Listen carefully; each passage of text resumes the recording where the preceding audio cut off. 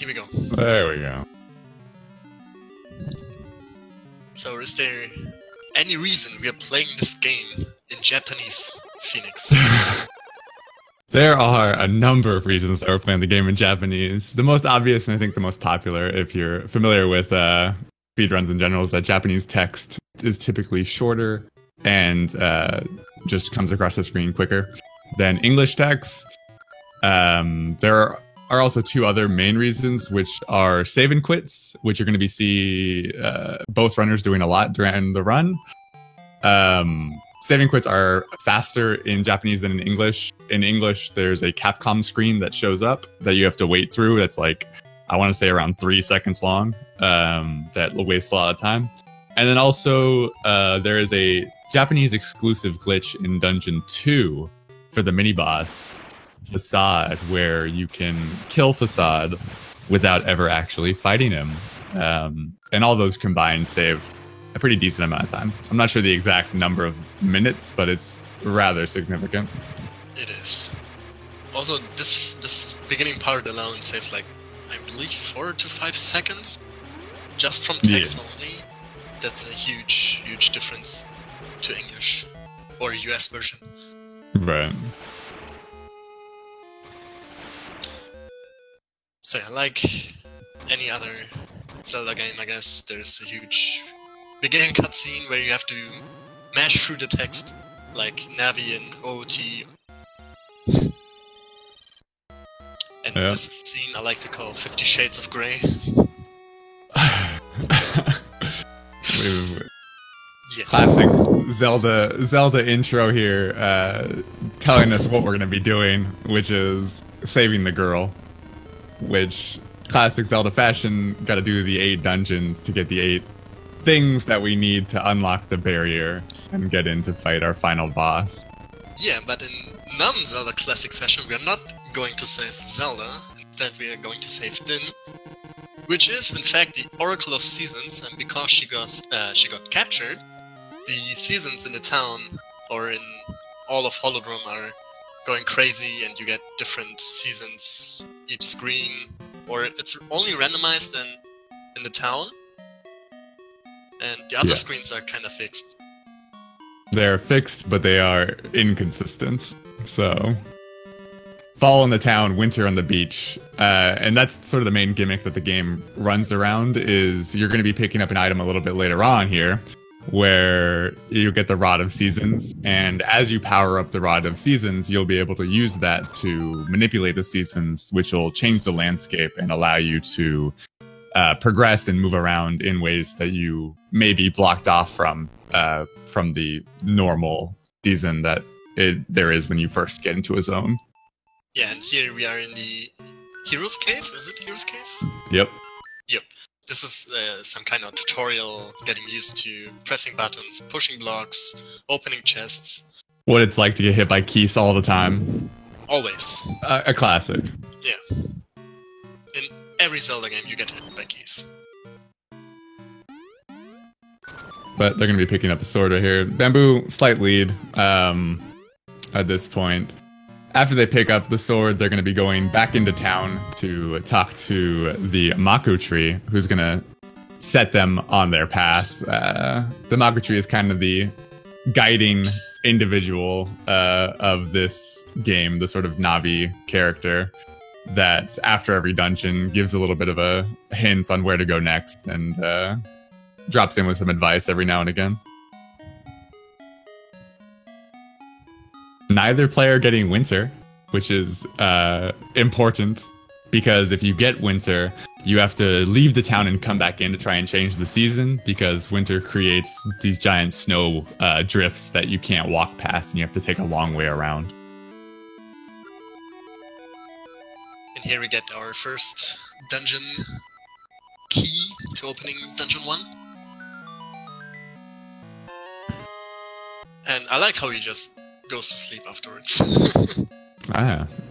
He's gotta conserve some energy. He's a tree. Gotta soak up some rays. Classic husbando tree. After the job is done, he goes back to sleep.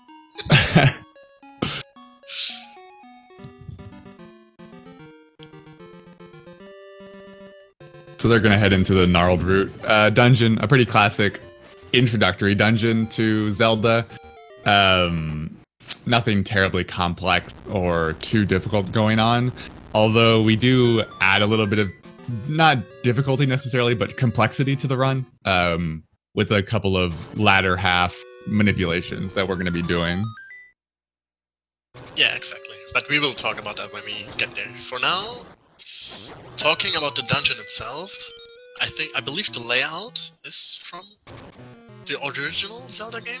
Or is it just only the boss?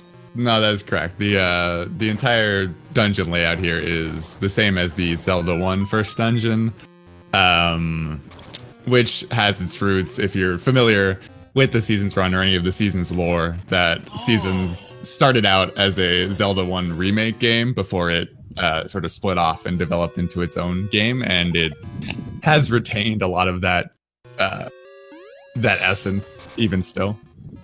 What we see JC doing right now is killing a lot of enemies on his way.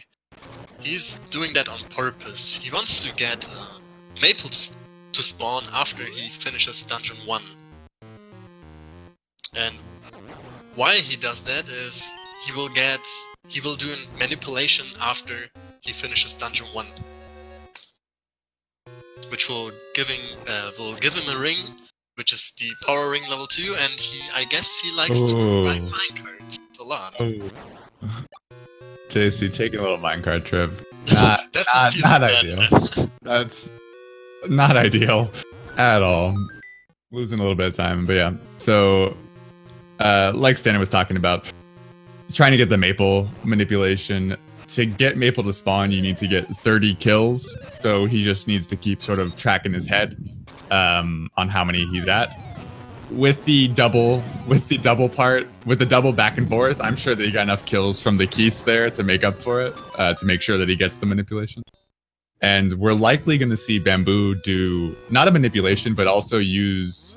I mean, he will be doing a manipulation, but he'll be using Maple a bit later on in the run for a different strat. And here we get the Seed Satchel, the dungeon item of this game, which contains the Amber Seeds just for now. But we will, as we progress in the game, we'll get further seeds. Correct. Bamboo on his way to get the boss key and start the manipulation while JC's doing the mini boss.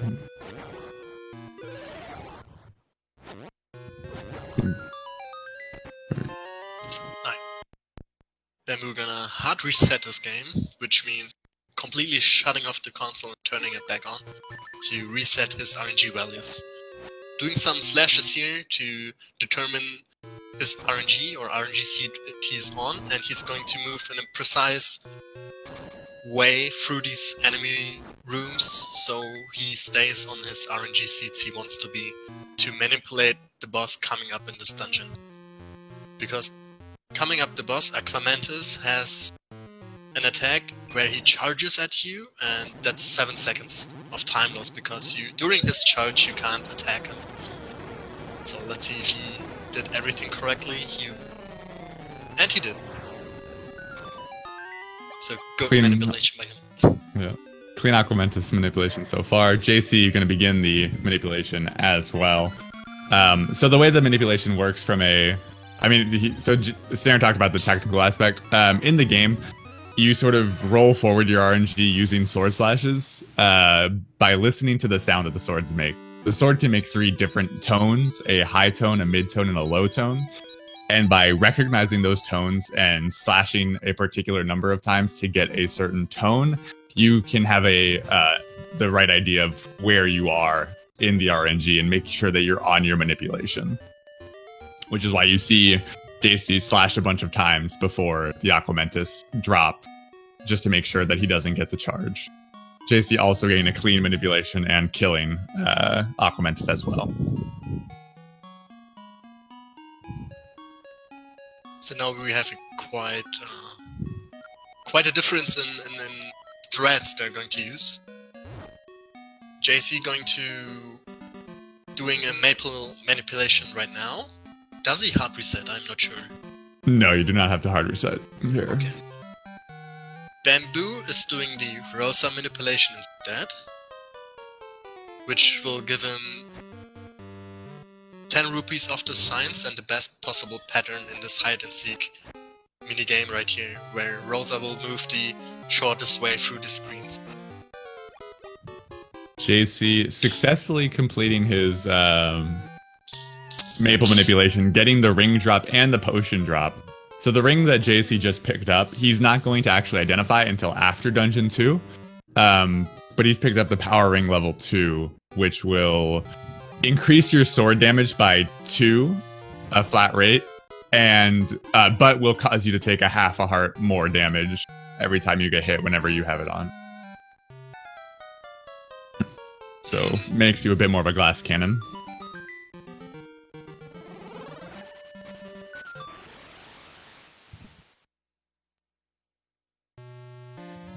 As Bamboo finishing his hide and seek, getting into Subrosia, which is the sort of underworld here of the Holodrum overworld, where you have these little robed Subrosians hanging out, having a good time, bathing in lava, all the things that Subrosians do. But this is where the Temple of Seasons that you saw sort of shake and sink in the opening cutscene ends up. It ends up in this underworld of Subrosia, where Link needs to pick up that main item, the Rod of Seasons that I was speaking of earlier, which will allow him to, as he powers it up, more effectively control the weather, control the season, and move forward.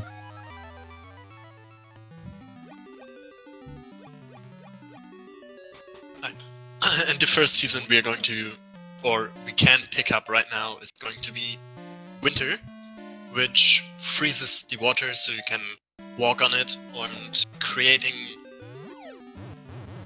snow piles, which you will need to dig up, or can dig up, and creating these snow piles, or little, what's the word for it? Like, not mountain. Mounds. Mounds. Yeah. There's no drifts. They're the ones that you can walk on and the ones that you can shovel up. Yeah.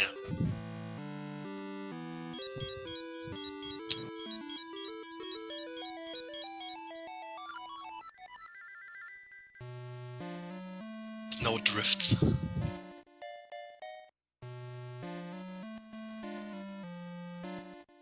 So Bamboo picking up Winter, he's not going to be able to get the other seasons until a little bit later in the run, so he's good to head on out of Subrosia and continue on towards Dungeon 2.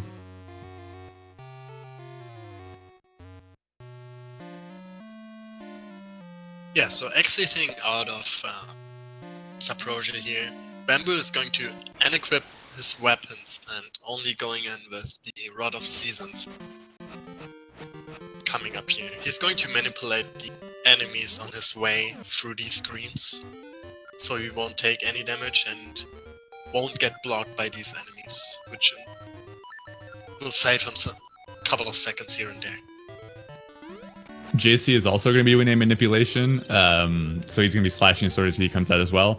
But you're going to see the enemy placements that the two have are going to be different, despite the fact that both of them are manipulating the game. That doesn't mean either of them necessarily did it wrong. They're just doing a different manipulation. There's more than one way to manipulate the enemies in a preferable pattern.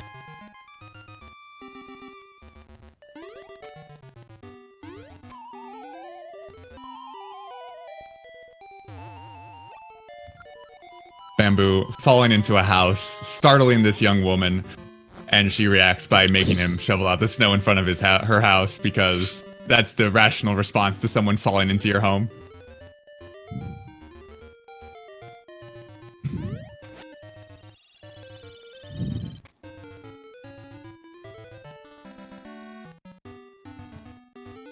Okay, JC also doing manip. Bamboo picking up the mystery seeds, which we used precisely one time in this entire run. 2 times. Nah, it's all connected. It's one extended time. Oh, it seems like JC did mess up his manipulation, so he is currently off of the intended powering Moblin Road manipulation. I believe, unless he has a different manipulation. And Bamboo's still on his manipulation.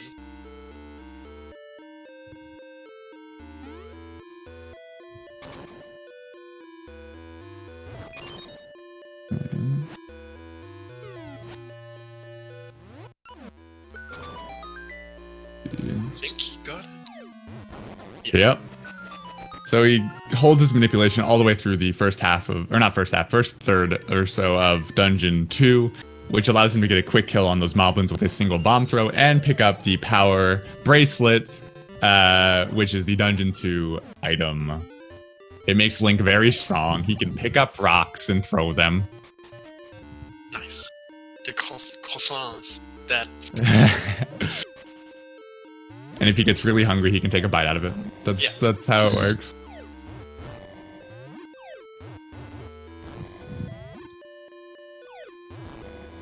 So in this room, just opening up the path with the bombs, breaking those rocks, picking up the key in this chest right here.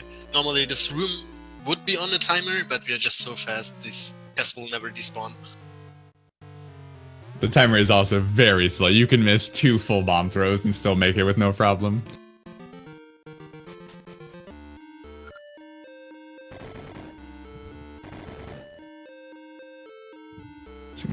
Word.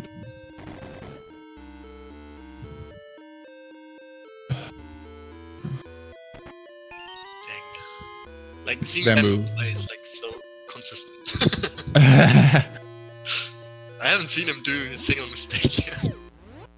Bamboo is coming out. He is, despite having the number 2 time currently on the leaderboard, he's been off, not really playing the game all that much, so this is kind of a D-Rust in a way, but especially because he didn't have a first round, he had a bye because he was the number 1 seed. But yeah, he's been playing very consistently, not seeming to have much of an issue. JC getting a bit of trouble from the Moblin, but playing it safe, grabbing the extra heart there from the bush, and continuing to the timer chest room. So, remember when Phoenix was talking about why we play on Japanese? It's coming up right here, the Facade mini-boss fight in Dungeon 2. We can throw the bombs at him, his sprite is not showing up, but it is there, and you can't hit him. Which will never let him attack and waste some time. That's correct. So after Dungeon 2, you will sort of get equalized into see who's actually ahead. Because Bamboo will be doing a hard reset and a maple manipulation after Dungeon 2 that JC will not have to do because he's already done his own manipulation after Dungeon 1.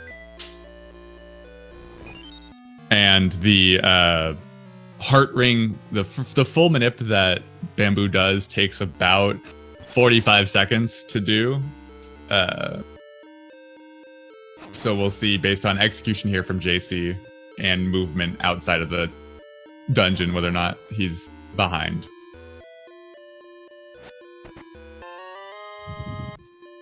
Picking up the boss key and heading to the Dungeon 2 boss, which is your friendly neighborhood Dodongo. Also Dimitri's mom. I don't think that's canon, but you know, we'll see. Could be.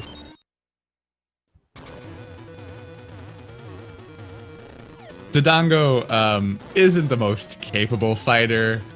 Really only has 2 distinct abilities, which are to charge in a straight line. Okay. And then also open their mouth and try to shoot fireballs at you, but it takes a long time to charge up, so you can just throw a bomb in and pick them up and throw them in the spikes. Someone clipped that and posted it in the Discord. The Bamboo strat right there.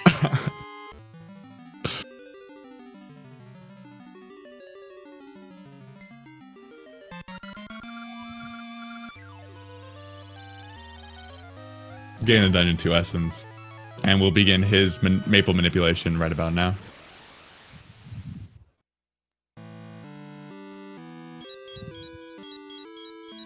JC playing it safe, picking up some more hearts.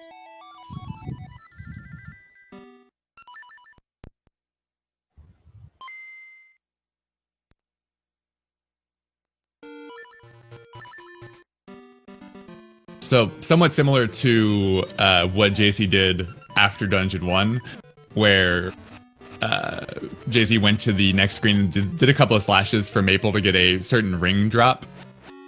Bamboo does something similar. It needs more slashes and requires a hard reset, which the Dungeon 1 manipulation does not. But you see that ring drop right there in the bottom right corner that he picks up. He's going to identify that on his way back through town, which will be the level 2 heart ring, which over a certain amount of time will restore a full heart. Which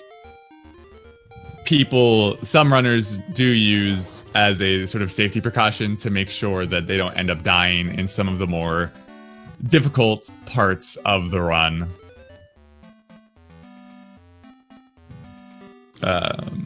However, unlike the power ring manipulation that JC did, Bamboo does not get a potion in the drop.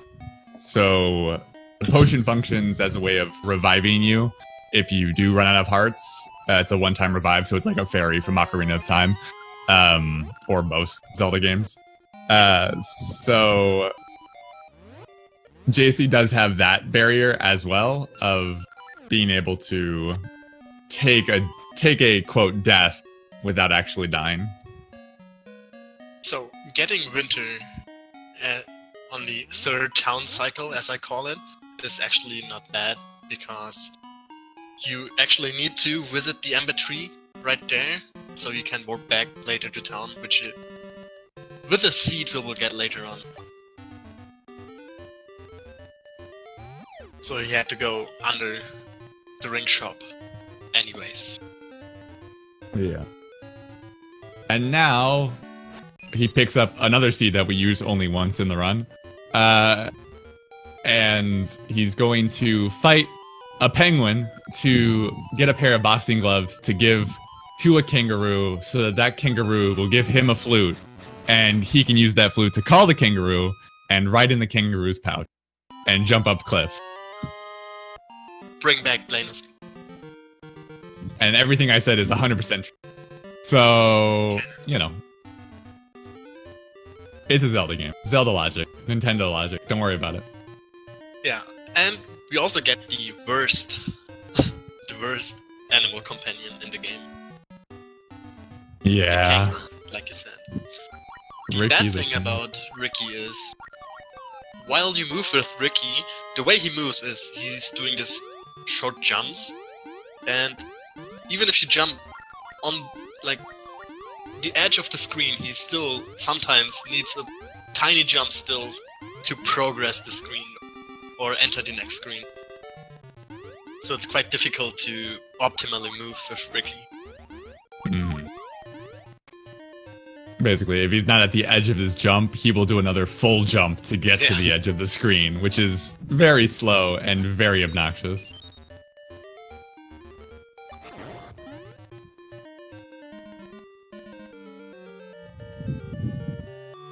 And Bamboo just picked up arguably the best seed, our speed seeds, the Pegasus seeds, which are the Oracle's version of the sort of Pegasus boots idea that will allow Link to go very, very fast.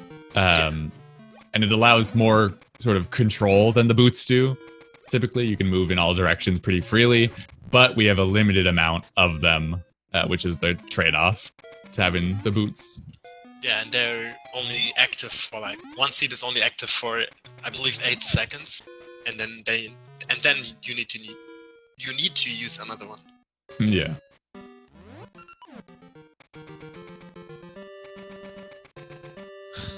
I say second try for Bamboo. Second try? So what Sander's talking about here is Bamboo's about to go back into Subrotia again, and we'll need to dig up a star ore so that he can purchase a ribbon to give to that Subrosian girl Rosa that we met earlier, so that Rosa will go on a date with us.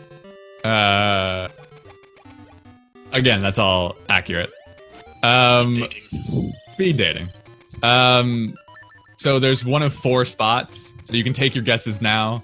Which spot of the 4 will Bamboo get Star Aura on? Stanley, you're saying second try? I say second try Bamboo, and sadly I say third try for JC. Interesting. I'm gonna say third try for Bamboo, first try for JC. That's my call. Right. And Harriman with the... He believes in both runners and says 4 for both.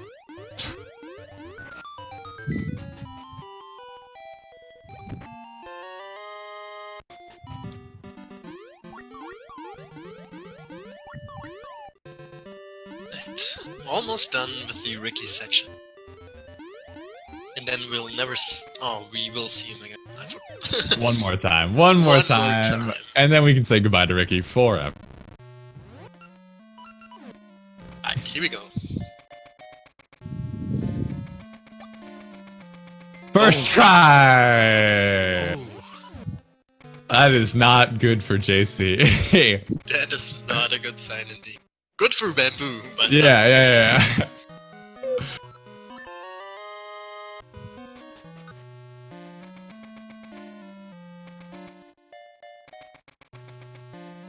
Let's see. So now Bamboo's gonna go on a date with Rosa, who's just waiting here alone on the beach, sad that she lost her ribbon. Yeah. Going on a date with the guy with a bow. That's how the current world record holder Z-Master likes to call Rosa. Guy with the bow. I see. But Rosa is cool because she has this little key on her hip that can unlock any door in Subrosia, which opens up that little shortcut you see.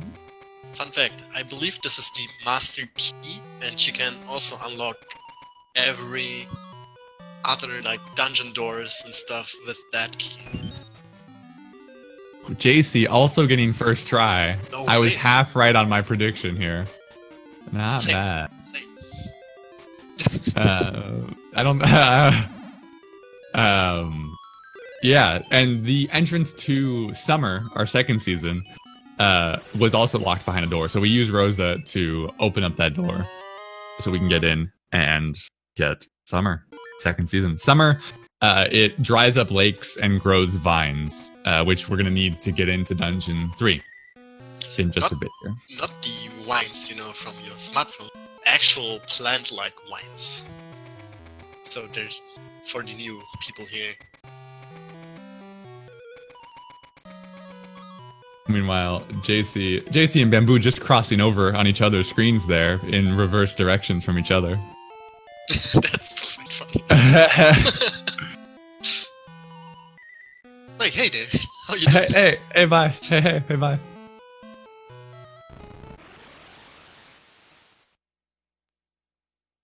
So, what are your thoughts on Dungeon 3?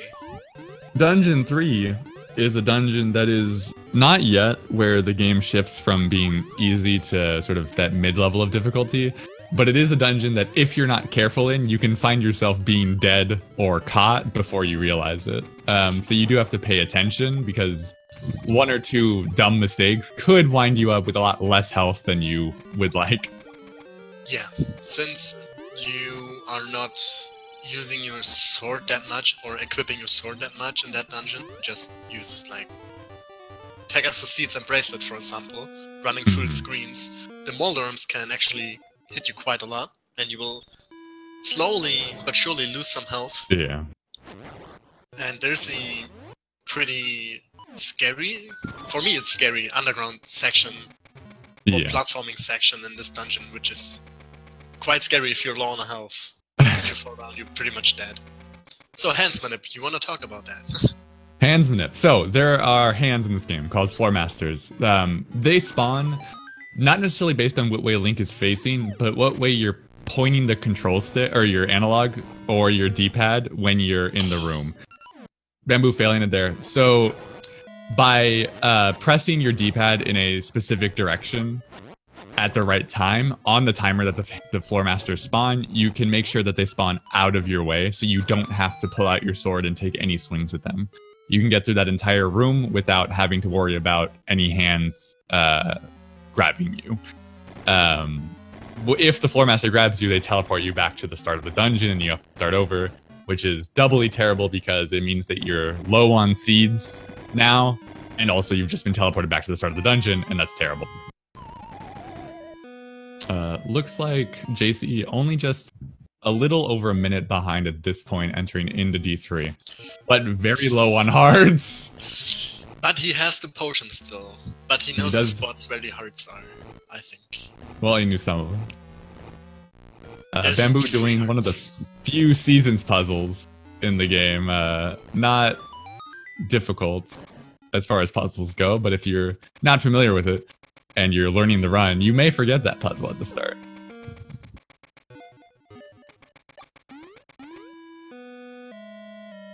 JC can get the hands manip. Bamboo killing the mimics in this room. And grabbing the dungeon item of this dungeon, which is the feather, which allows Link to jump. That's about it. Link can jump. Link, you say it makes Link can jump, like that's not the coolest thing about in the game. It's not. The Rock's Feather is the second coolest item in the game, second only to the big sibling of the Rock's Feather that we get in D7. What are you talking about? What are you talking about? It's the precursor. The precursor. We get seeds and feather. We can do cool jumps like that. Did you see Bamboo do a cool one-frame jump off of that thwomp and then fall into the pit? I saw that. Like, this is the side-scroller area that Stanley was talking about that can be a little bit scary. And as you can see, Bamboo is on one heart. He has the heart ring. I know what the D7 item. I know what the D7 item is called. I specifically didn't say the name of the D7 item because it's not D7. Spoilers. We're trying to avoid spoilers. Come on. Onox is the final boss. Yeah. That's not a spoiler, dude. That's fair. That's fair.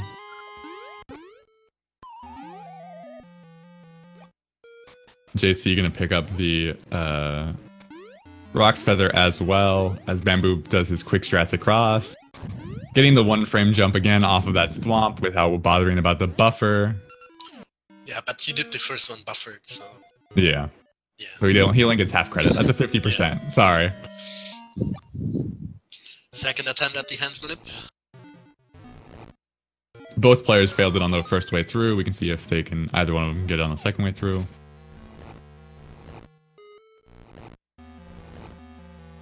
Ooh. Okay. Bamboo gets... Okay. Kind of a little bit close on that last floor master there, but does get it successfully. So, this mini-boss, does it remind you of a Wii U Switch game of some kind? I mean, there are squids here, but there aren't any kids, so I don't know if it reminds me of anything necessarily. But I think maybe they're just... I mean, I guess Link's kind of a kid, so there's squids and kids. Yeah. I mean, for me, it reminds me of Octopath Traveler. Oh! You know what? You're right. I can see it. That makes sense. Yeah. That's what I was... Yeah. What? Oh, don't worry about it. No, never mind. Okay, I was scared for a second. Come on. Bamboo making clean work of Omuai there. You just gotta pull Omuai out of the water, and then... slash your sword. They take 4 slashes. Normally, JC has the power ring, so you're going to see him kill Omuai with only 2 slashes each, which is one of the many places where power ring is going to be saving time over heart ring and no ring at all. Let's see. He's going to pull out his sword because that was too close. Oh. Putting on the sword here. Or putting on the ring, rather. Also allows him to kill the hands in 2 quick slashes. Okay. That was very close. Bamboo getting bullied by P-hats, which are underrated as the worst enemy in the game because they don't show up that often. So the only boss which is not reoccurring boss Zelda 1, which is Muffler. Oh my goodness, Bamboo. Sorry. What? This is so close. Bamboo's playing a dangerous game here. Beating Mothula with a quarter of a heart left. Bamboo grabbing the Bright Sun, I believe. Was it or Rising Sun? Right, yeah. Sun? Okay. I only know the Aegis names. Come on. I only half know the seasons ones and I run the game, so... JC picking up the boss key is going to make his way over after a save and quit to Mothula as well.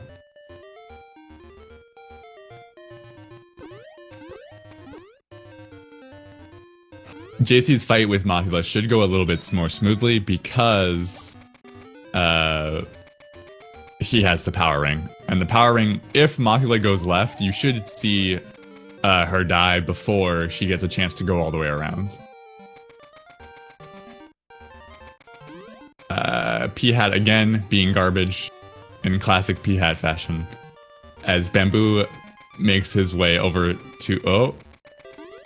Missing the last slash, unfortunately. Oh, missing another slash as well, actually. Poggers. So, the last time we will see Ricky. The last time, thankfully. Thank you. And getting a seed drop. Very good for Bamboo there. So this is the Natsu area. This region of the game changes its landscape based on which animal companion you have. So if you have Dimitri the Dodongo, this area is all water that you have to swim through. And if you have Moosh, the best animal companion, then if you, then this area will be full of holes that you have to hover over with Moosh. Bamboo getting 2 seed drops, doesn't need the second one, but just for good measure, because we find ourselves at 15 seeds when we get to this area, it's good to get that drop to fill our seeds back up as we make our way towards Dungeon 4. Yeah, so he can use a couple of spare seeds on the next Subprosia part, which normally we will save, or save some seeds, but he can use them there. Essentially saving like a couple of seconds. Which is pretty big in this like part of the game, since there's not really much time you can save. Yeah, there are no intense tricks or anything at this point, so there's no huge time saves. Yeah, I mean, how can you save time? Next super mini game coming up. Those kids. Hey, JC also gets the seed drop.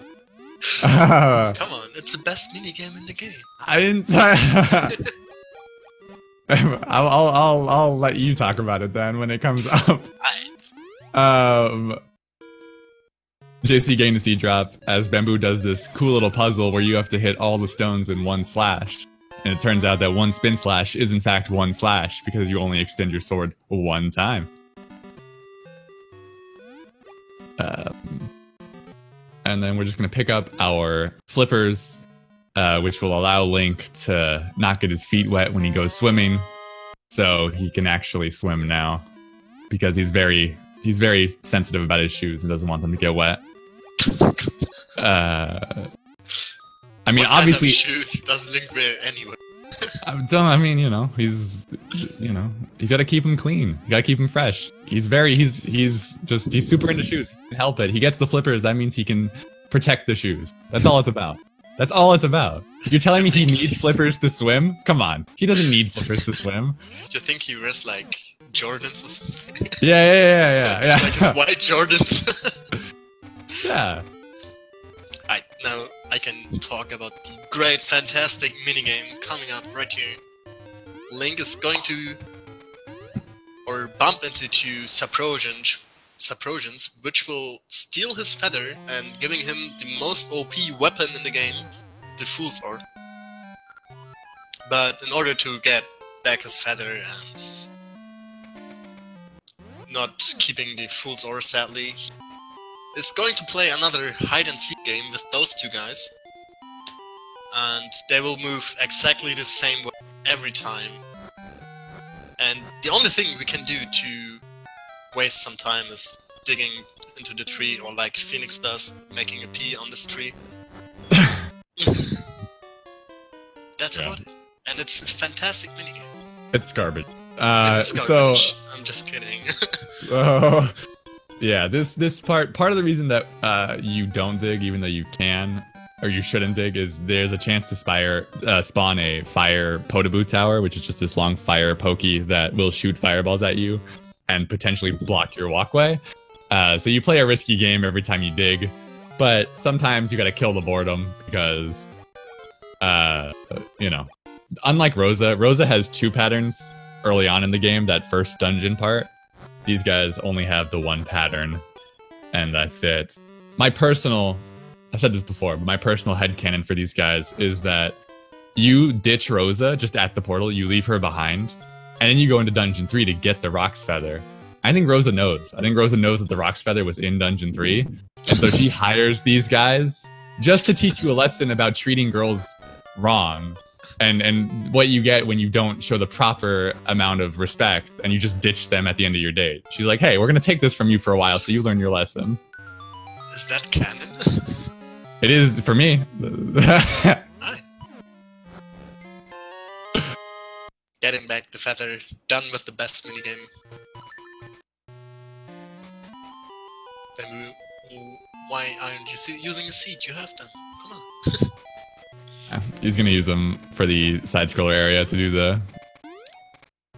the jump.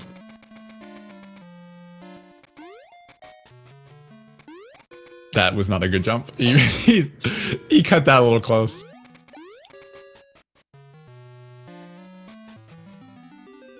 So Bamboo now. Jason almost doing a P. Almost. I'll allow it. Half credit. 50%. So about Spring. Spring is the 3rd season that we get, and it's the one that allows us to mainly bloom different flowers. So there are flowers that turn to stone when it's not spring, and by turning them to spring, you can cut them down. There's also a different flower called a blast bloom that in spring you can walk into it and it'll sort of suck you up for a second and then shoot you up into the air, which allows us to get up to higher heights, cliffs, for example. Yeah. So, a small little trick coming up, saving to go around. We're going to grab this rooster using a wall clip from here instead of going around. It saves you 2 screens and a... Or no, it doesn't save you any screens because you have to grab. It saves you a menu. Yeah, it saves 2 menus. Yeah. Doing one set of die. Kind of close. Picking up some bananas, and you know what we do with the bananas? We give them to the best companion in the game, bar none. You can have a different opinion, but you're wrong. It's the bear in blue. He can fly. He's adorable. He can stomp with his butt. He softlocks the game in ages. He is Moosh. Team Moosh. Best team. TY.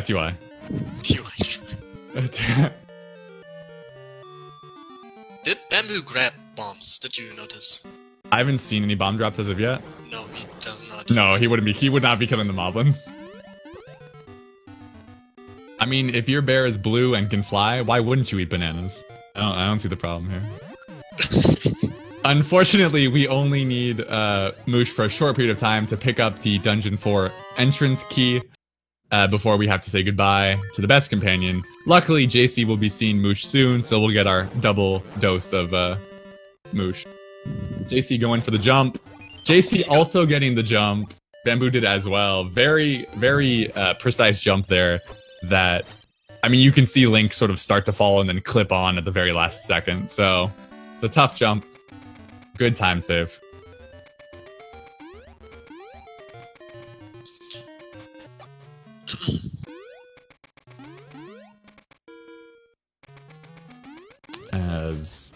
Bamboo makes his way up to the key slot for the D4 key, which you might think unlocks the door to Dungeon 4. No. There's no door for Dungeon 4. There's a waterfall. And what better way to stop a waterfall than to put a key in a hole? There you go. See? Easy. Every time.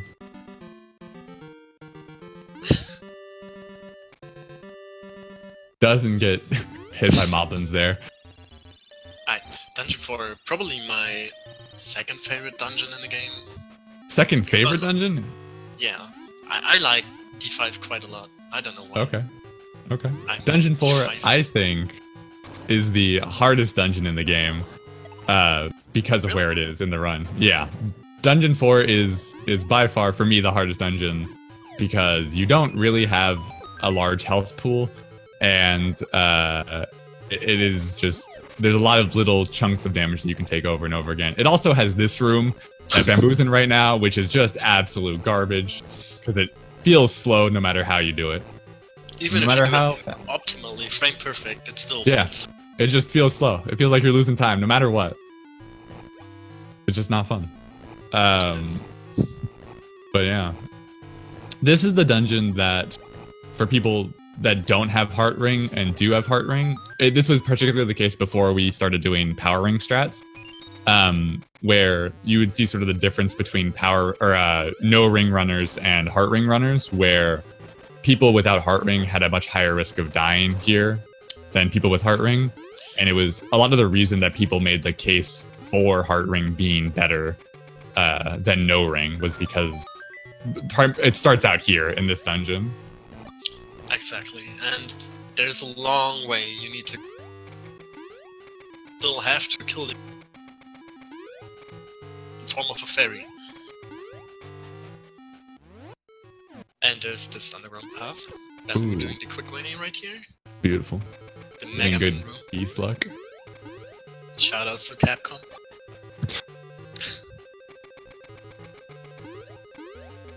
JC putting the key into the slot and making his way into Dungeon 4 as well. That is correct. With the Power Ring strat, having the potion acts as a secondary buffer for Dungeon 4, so if you do end up taking a death in Dungeon 4, that potion will remedy that. Although it still feels bad because if you're using the Power Ring, you kind of just want to keep your potion, if possible, for the end of the fight. Or at least for Dungeon 7, if you can keep it all the way to the end of the game for the last, for Onyx, that is probably the most ideal situation. But yeah, you want to try to keep it till at least Dungeon 7, just to save some time on a fairy grab.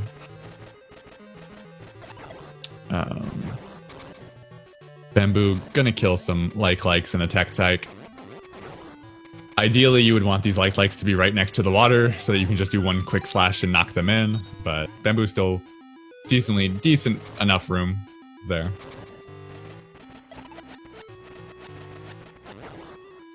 And he's now gonna make his way on towards the Dungeon 4 mini boss. Gonna make a quick stop here to pick up some set pots that always have Pegasus seeds, which makes for a nice little refill halfway through the dungeon and allows us to keep going fast. We gotta go fast all the time.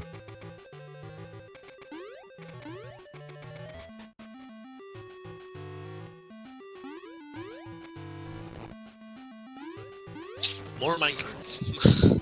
A lot of minecarts. There are a lot of minecarts in D4. There are also a lot of minecarts in D5. Or I guess there's only really 2, but we use them a lot. Yeah, there's only 2. But yeah, we travel back and forth a lot. Yeah. Agunima is a lot easier than the sort of Link to the Past counterpart that the fight's based off of. You light the torches to see which one's the real one, and then you can just slash your sword at the real one. No worry about hitting any orbs back to anyone or anything like that. Just a nice, easy, quick fight.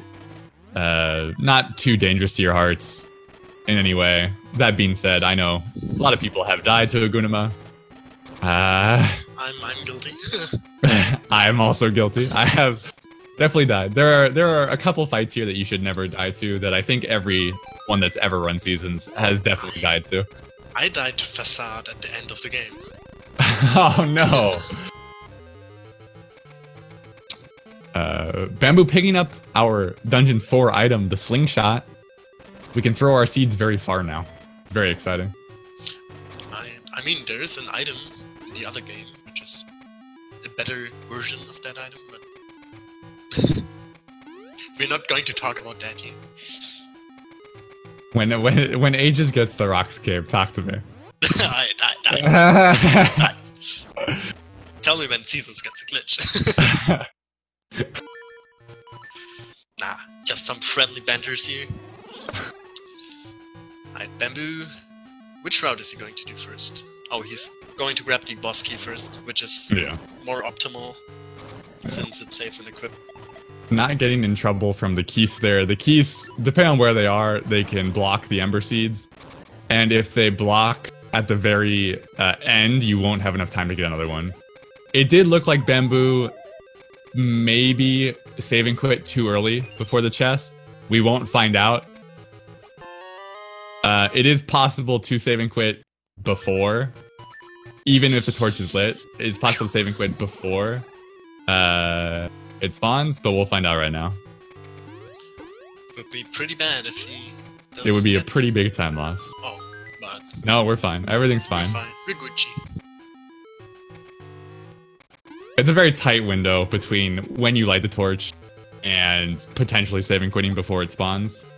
It's not. It's like a couple of frames. Not a lot of time.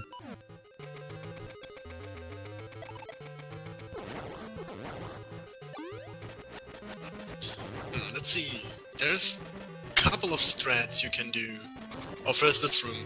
There, you just shoot your seed, your Gale Seeds at these Wizrobes. Oh, he gets the 2-cycle. Nice. Beautiful. Having some menuing situation there. Okay. Yeah, he's sweet about his menuing. Yeah. So there's a couple strats in this room. Let's see what Bamboo does. He's lining up and buffering. There's also lighting the torches to make the bridge appear. And what I like to do is just damage boost using the shots of the Wizrobes right there. And you can also just ignore the buffer altogether and just try to go straight for a running jump. Which is the fastest. Fastest and also the most difficult, obviously, as a result. Goma. Flying. So the intended way of... What happened? He got grabbed. Yeah. The intended way of beating Goma is to cut off her claw and then shoot her in the eye, but it turns out that if you're at the correct sort of alignments between the two sides of her, you can just make it past the claw and also not hit off of the hitbox to do damage without cutting off her claw, which saves some... Frankazy. Saves... My bad. Saves some RNG in the fight, because once Goma loses her claw, she's a lot more likely to go wild and have a lot of bad RNG as far as closing her eye, as well as moving side to side very rapidly. And she also spawns little minions. So an optimal fight, technically speaking, an optimal fight includes cutting off the claw because it is faster, because Goma's health pool goes down. But because the RNG is so volatile, it's just not worth it to cut off the claw. Oh, I like the lineup. JC. Good jump. Getting eaten by the like though. Unfortunate. Yeah, but I like the lineup. Yeah. Playing it safe there, getting the jump first try. I would take that, like, using a second lining up. Yeah. So, what we missed, Bamboo went into the underground water section there, grabbing his second, which will come into play later after this dungeon. But first, we gotta make a quick pit stop to Subrosia, pick up our final season, fall or autumn. But the tower to autumn is blocked off currently by a large set of rocks that we can't blow up with a normal bomb. So we need a special bomb, a super bomb, a bomb flower. I'm told it's a bomb flower, but it has a crown on it. I prefer royal bomb, but that's fine. Whatever. Doesn't matter. But Bamboo's now going to make his way over to the tower to set the bomb flower and be able to get Autumn. Falling in the hole there. Why? Can you explain what is the difference between autumn and fall? Why do people use both words? There's no difference. It's just it's the same thing. It's just a different. I don't know. It means the same thing. Fall is shorter, less syllables. Royal tomato. These guys, they were hanging out. They wanted to collect the ore chunks from that set of rocks.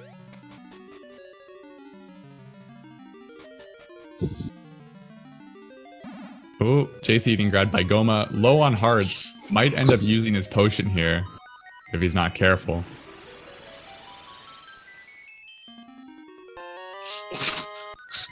My heart. It's very, very dangerous. Okay. I think we're good. Uses the last sense shot was so scary. Yeah. Very, very close. Bamboo now on his way back out of Subrosia to get to Dungeon 5. Fall or Autumn.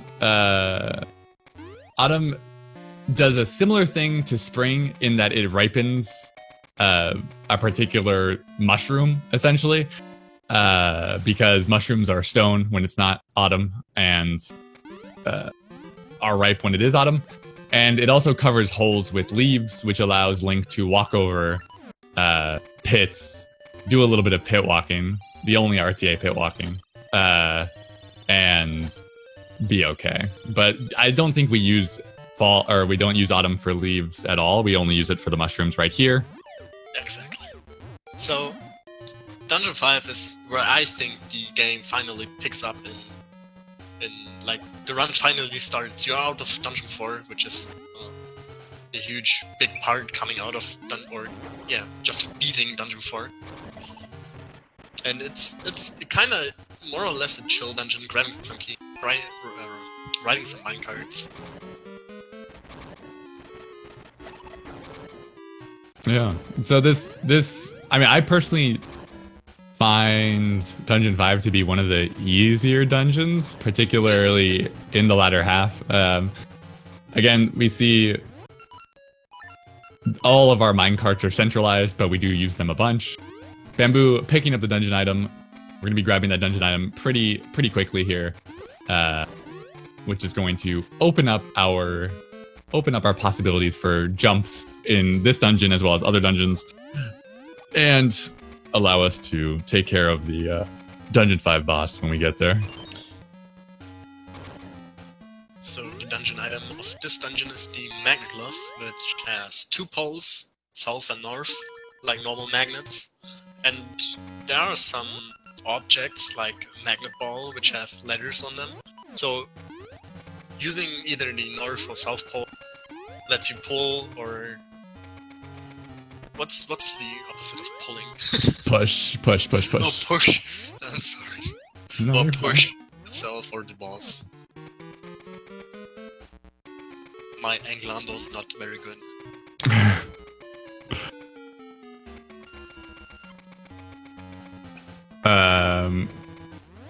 Yeah, so we're going to use it, particularly in combination with the Feather and the Magnet Glove. You saw Bamboo do a couple of nice little jumps there with all 3.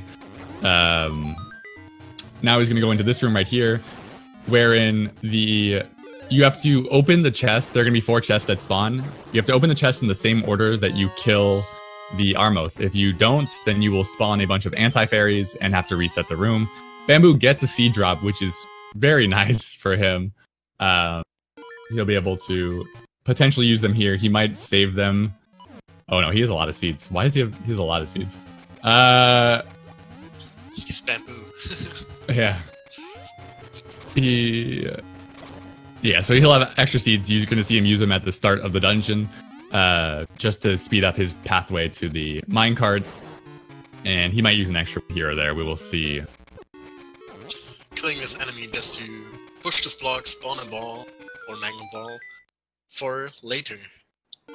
Dude, these 7 crits are so scary. I don't know if that's spawned or not. It's spawned. It's spawned. It's spawned. Okay. That one I'm sure spawns. Yeah. Yeah. He's gonna make his way. Grab this. He has 2 more keys he needs to pick up. One right here. You're gonna see Link start to sort of hover over the ground as he walks over midair to jump. Don't worry about why he can do that. Magic. It's, you know, it's a Zelda game.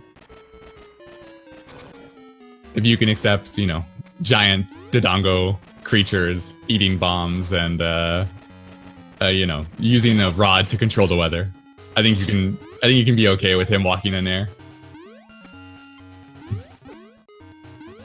Yeah, I mean, throwing bombs into mouth of a Dodongo. I don't know. It's original, right?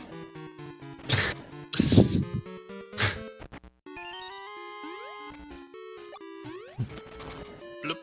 Getting his heart back. You're a wizard, Link. Oh my god. Alright. Liger. Saiger.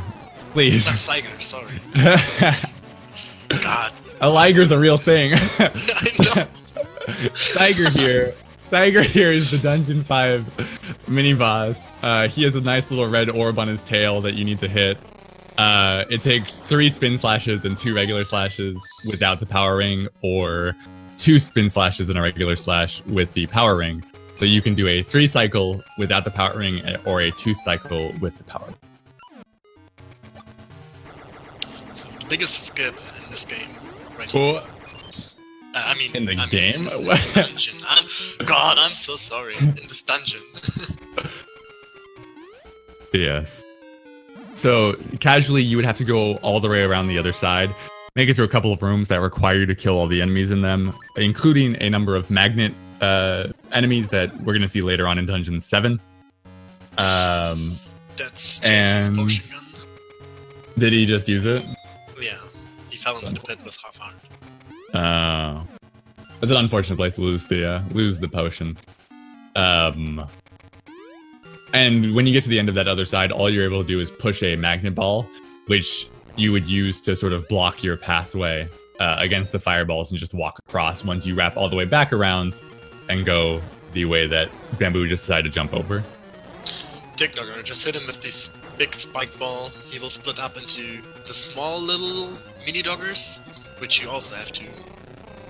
Clean 1 cycle. That was super quick.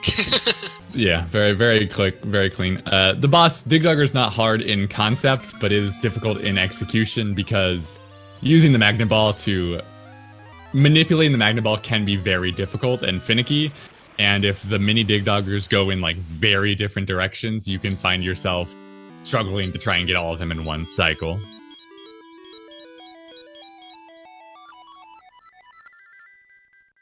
But he's out now, which means that he's now going to be able to collect the last 2 gems. We've picked up 2 so far, and we're going to see those gems come into play momentarily.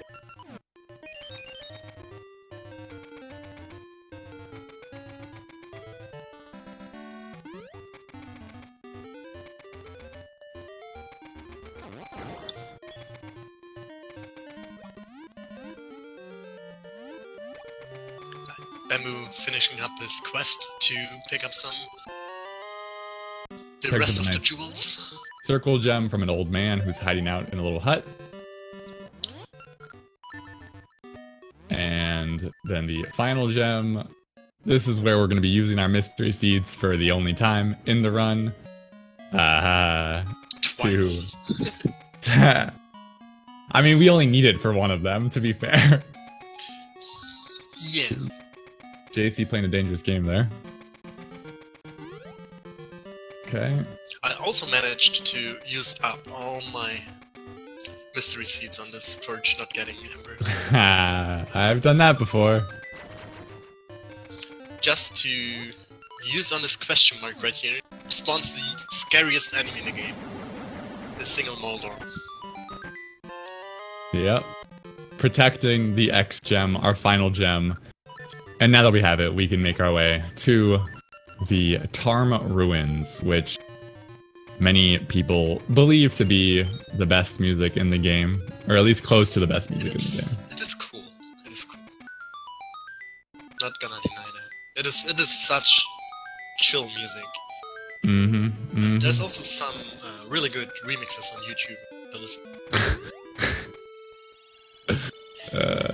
Have you heard the dubstep version? No, I have not heard the Tarm music dubstep version. Bad. So yeah, Tarm Ruins is basically just a huge little area. Yeah. It's basically an area where you, for seasons to progress through. We're gonna be making our way into the Lost Woods here, and we need to navigate the Lost Woods to both get to the level 2 sword, the Noble Sword, and also to get to Dungeon 6.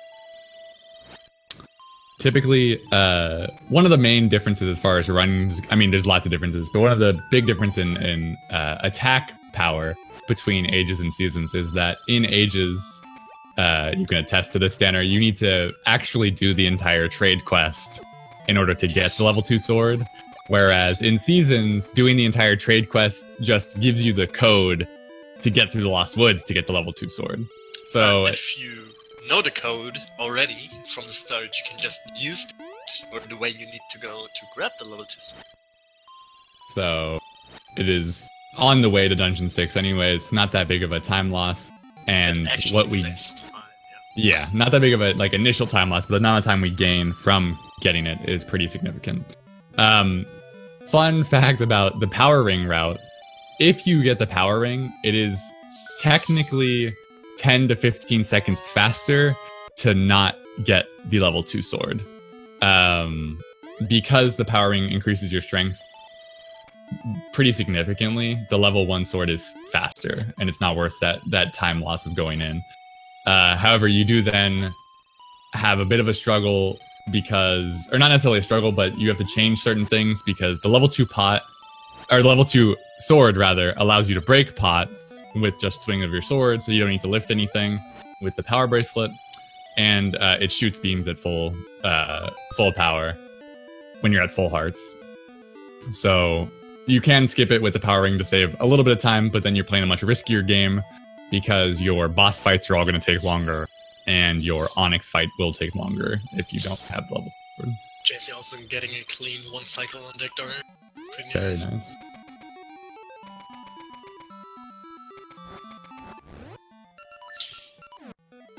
That one enemy always... Yeah. The Dark Nuts on the, or the Ball and Chain Trooper? No, the Dark Knight. Yeah, the Dark Knight on the Snowdrift there can often... Hey, look at that Ball and Chain Trooper. What a guy. Oh, what a guy. What a guy. Bamboo opting to kill the Trooper instead Probably of... faster than just going through all the season cycles again. Well, I typically just transition off the screen and then walk back on.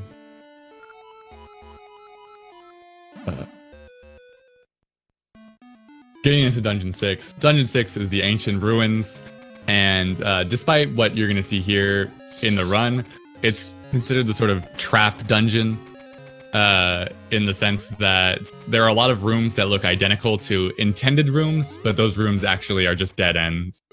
And you can find yourself very quickly confused and lost casually because a lot of the rooms look the same. This is... I think this is probably my second favorite dungeon overall. It is quite fun. I like this dungeon. See if Bamboo can get... The boss of this dungeon is... Well, yeah. Not Bamboo particularly hard, but... annoying. RNG-based and annoying. Bamboo gained a quick Magnet Ball key there. Gonna make his way now to get the dungeon item pretty soon here, as JC just now making his way into the Tarm Ruins now that he's landed. Bamboo making a nice little jump there saves him quite a bit of time. Yeah. He skips pressing a button. Ooh, missing a bomb throw though. Bamboo. Why? Oh, I hate this room with a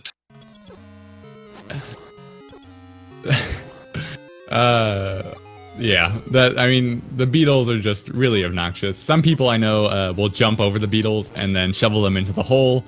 I personally have taken to just equipping the slingshot really quickly and shooting gale seeds at them. Just because it's annoying. They're annoying. And Bamboo picks up the magic boomerang. Hooray. It's a boomerang that you control with your mind. And the D-pad. And the D-pad. That too.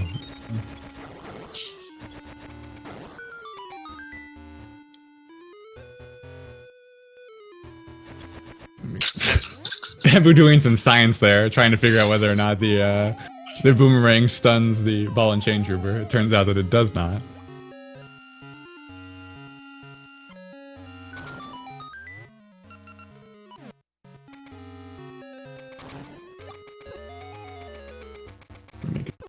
JC in the Lost Woods, making his way to the Noble Sword right now. As the magic boomerang is going to be used a couple times here. So as you saw, the magic boomerang has the ability to kill Armos, which are invulnerable to your sword, even with the level 2 sword. It also, because you can manipulate it, is used to hit a number of switches in the dungeon. And will be used for our boss, Manhandla, when we get to Manhandla.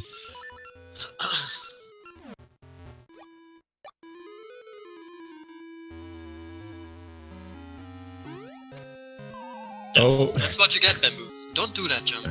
Just go around. That jump is surprisingly tighter than it may appear at first glance.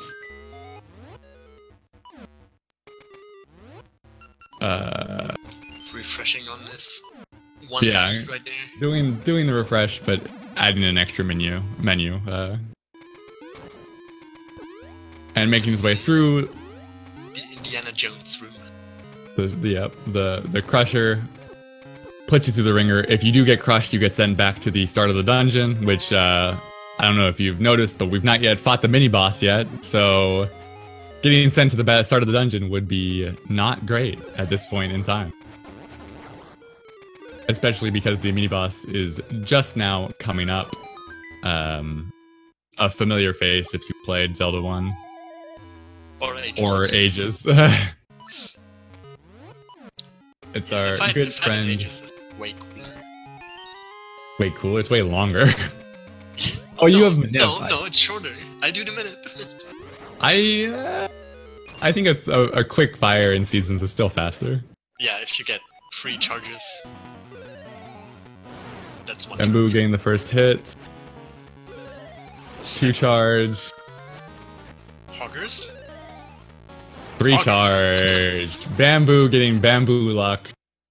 Getting 3 charges. Fire has 3 different things that he can do. He does the charges like that. He can also sort of circle around slowly.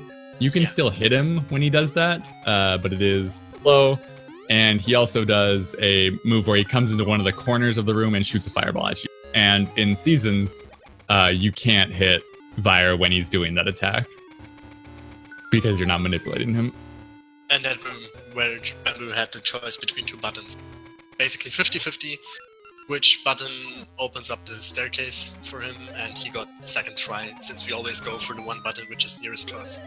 Yeah. Not bad. Second try is not bad at all. Can you hit them with a seed? You can, yeah. You can use the slingshot, but it is faster to use the boomerang, especially if you can get all 3 in one go. Yeah, I was thinking the pattern Bamboo had, why not just shoot a seed and equip them? He could have, yeah, since he already had it out, he could have shot the first one and then switched. But he opted not to there. And Right. Time to getting get the manhandle. manhandled. So, So, yeah. you want to explain? So, Manhandla is a boss. Manhandla, you need to hit each of the open mouths when they're open 3 times with the magic boomerang. The catch is that, one, Manhandla moves around a lot, so that's annoying. And second, wow, Bamboo had a good fight. Second is that Bamboo or Manhandla won't open the face that Link is directly next to. So you have to rock the boomerang around to hit him. So you can use movements to sort of manipulate that a little bit so that you don't have to get too out of the way to hit some heads. But it often ends up being pretty RNG dependent, and you have to have a very precise control over the boomerang in order to properly get the hits in. But Bamboo made short work of that. A very solid Dungeon 6. I agree.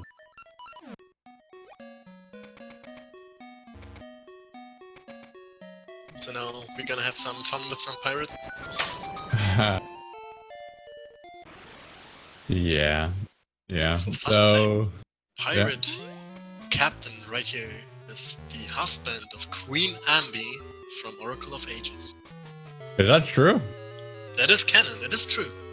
Wow. I didn't know that. I actually didn't know that. In a linked game, Queen Ambi actually comes to visit the captain right there in that scene. It's an extra scene you get. That's cool. Having a Ooh, lovey-dovey scene. JC playing a dangerous game there, with only having 2 hearts. Luckily, there's the refill coming up, so fine. Doesn't go for the jump. Smart choice. Code here for the gate to get in is 2 pushes on the 3rd skull, 1 push on the 2nd skull, 2 pushes on the 1st skull, and then 3 pushes on the 4th skull. And as far as why we're in the desert right now, we need to sail on the captain's ship. But to do so, the captain requires his trusty bell. He's had this bell his entire time at sea, and he cannot go again until it has been found. But it's in the middle of a shipwreck in the desert somewhere, so you have to go find it from. It can be in one of 4 spots. Bamboo not getting 1st or 2nd try, getting 3rd try instead. And you can see we have now a trusty bell. Or, I mean, it's a rusty bell, I guess. Not really the same thing. I think we need to fix that. But where do we fix that? I don't know. Don't know. Maybe we'll find something out in subscribe. Could be. Could be. It's just a guess right here. JC in Vire right now. Not getting quite the lag Bamboo had. No. Getting in the rotation is not too bad. You can still get the hits in if you are familiar. I find it easiest to get the hits in when Vire is down on the bottom of the screen doing the rotation. Okay, getting not a terrible Vire by any means, but because Bamboo got the 3 charges, it is still time loss, which is unfortunate. Do it? Are we going to do it? Or he did it. He did it. Our rusty bell turned into the trusty pirate's bell. And now we can turn it into the skeleton captain and be on our way. Having some nice music. JC also getting 2nd try on the button, so that's good. To not get too much time lost there.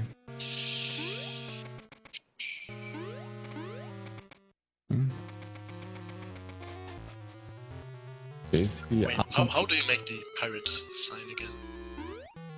It's R, and then it's an R smiley face. Capital R, and then yeah. Capital R, yeah, I got it. Thank you. Okay. Alright. Alright. We set sail, and we have a roughly 2-minute cutscene here that is filled with a bunch of intermittently placed text boxes. So, unfortunately, there's no bathroom break here, and you kind of have to be paying attention / just mashing the whole way through so that you don't miss any text boxes. Yeah, even though the cutscene is playing, there are no text boxes. Normally, I'm just there, still mashing, in case I miss a text box. I typically don't even look at the screen. I'm just mashing the whole time, waiting for it to end. But yeah, this cutscene's it's a little under 2 minutes. I think it's like 1:55 or something like that. But it's a little bit long and slow. But you get the pirate music, which people are a fan of. I think JC just accidentally went full screen on his situation for a second there. Hanla does weird things to a man. It happens. It's a feature because he's playing on the GameCube. The L trigger makes the go. Really? Go widescreen. Yeah. That's funny. JC keeping his hearts up, which is good here. Okay, so pretty clean Manhandla as well. Again, not as Bamboo has had a very, very good Vire and a very, very good Manhandla, so these are just little time losses that JC is occurring or getting as a result in comparison to where Bamboo's at. But you know, we still have the great equalizer coming up later on in the run, and we'll see how Bamboo does in Dungeon 7, because there is the first real skip of the game in Dungeon 7. Falling into the pit a couple times. Yeah, you know, just... He likes to do that. Setting his sub-pixel for post-skip. Exactly. This is Dungeon 7. No. Dungeon 7's my favorite dungeon, by far. No. Yeah.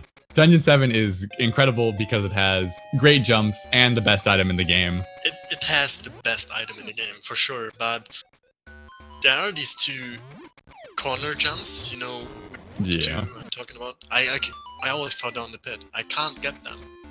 Yeah. There are a couple of dumb jumps here. There's also... there is also a manipulation for Dungeon 7 that some runners use, that is used in particular for that room right there for the Wizrobes. You can get all those Wizrobes in one pass, which makes that room very quick, not having to wait for them to despawn and then respawn. And then we use it a little bit later on. Right now, Bamboo's doing post skip. We'll see if he gets it first try. Got it barely on the same frame. Last frame basically. Just barely makes it. So the intended route for that is to go around with a key, open up a door, and light a couple of torches, which spawns one of the two Post Sisters. Defeating that Post Sister in combat will make it so that those torches stay lit and won't go out. Because if all 4 torches go out, you will get warped back to the start of the dungeon and have to make your way back through again. But Bamboo's fine. Perfectly placed refill on seats right there. Okay, Bamboo going for the jump or not? Nah. JC very unlucky with his desert here, getting 4th try Bell, so that's an unfortunate bit of RNG time loss that he has no control over. Hopefully, I know in the previous match that JC did, he had some trouble with post skip. So if he can get it first try, he will be saving quite a bit of time on his own personal, his own PB. Bamboo getting those jumps with no problem. I always, I can't get Yeah.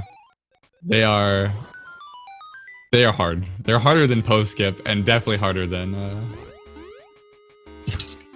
D2 skip? I was gonna say HSS skip, but yeah.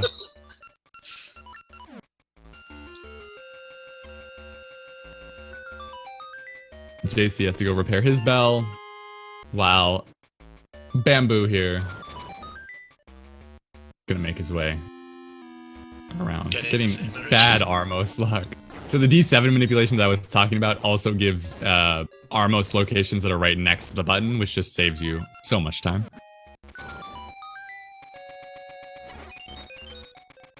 But now Bamboo's gonna fight the second Poe sister because he skipped the first, also having to light the torches. The reason we have to kill this Poe sister is that there is a room 2 screens to the left with water, where the torches are going to go out as well if the Poe sister's not dead. And unlike the first one, where we can just barely make a jump to skip that, there's no way to make it to the staircase before all 4 torches go out, which means that we have to get the kill on the Poe sister.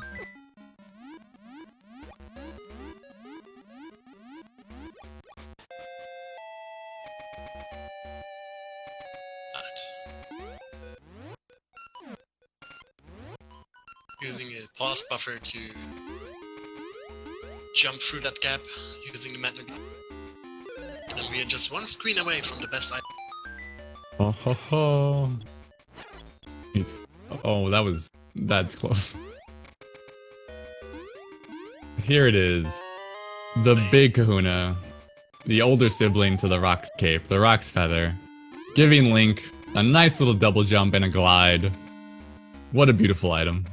10 out of 10 item. Maybe one of the best 2D, maybe the best 2D Zelda item, period. Let me think.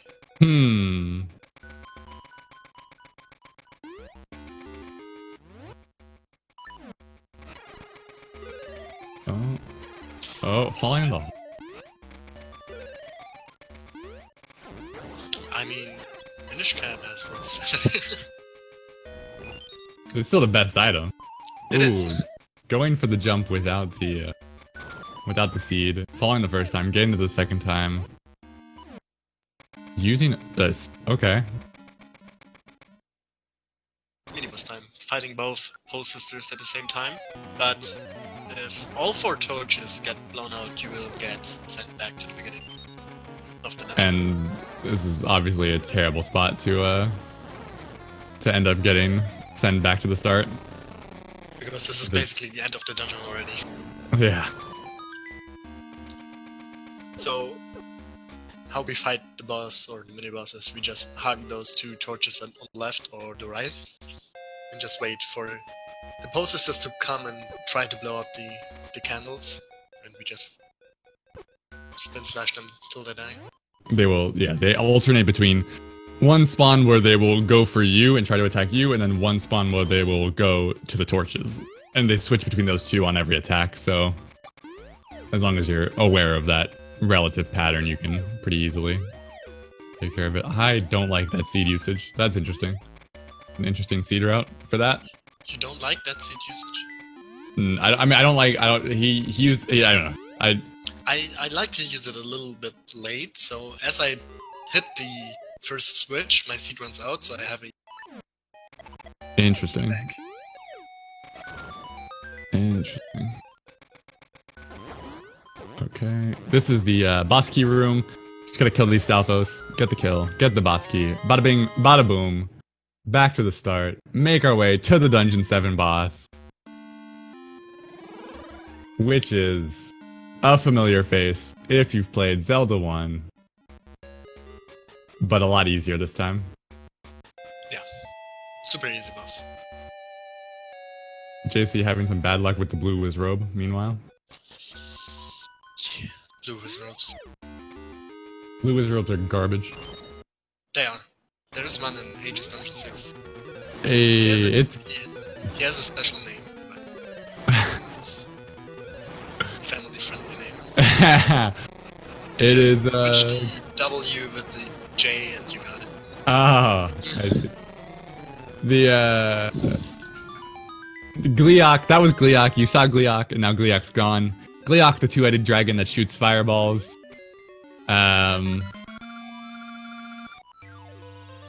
In Zelda 1, it's a much larger issue because you have less hearts and also don't have a Z-axis, but now that we can jump over things in seasons, it's not really that big of an issue. He got it. Okay. first try. This is going to be, so regardless of how this race goes, this is going to be a time save for JC. Because in his previous tournament match, which was also his PB, he got like third try post skip and still had to get the extra key. So he was going to be saving a lot of time here. So it's looking good for a potential JC PB, no matter how this match ends up going. Which is awesome. Meanwhile, Bamboo on his way to the final dungeon. Dungeon 8. But he needs to make a quick detour to Brocha. He's using the bracelet. I mean, the boomerang. I like the boomerang a lot for this. I use bracelet. I don't like bracelet. You can shovel cancel. I know you can shovel cancel, but it's not. I know. That jump right there is a little bit more difficult than it looks. It's also not the intended way of doing the jump, or doing this part of the game. You're supposed to change the season to fall and then walk over. But I know a lot of people that even in their casual playthroughs struggled and finally got past that. And then they find out when they watch a speedrun that it's not actually supposed to. That's not the intended way of doing it. And they're like, whoa, that's a speedrunning strat. Didn't even know it. Ooh, JC getting the dumb jumps as well with no difficulty. I mean, if this game wouldn't put Link in a specific spot after this cutscene, you could have used text for me. But unfortunately, you get put to the right.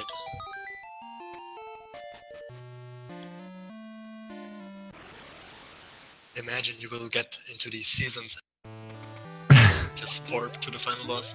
HSS skip.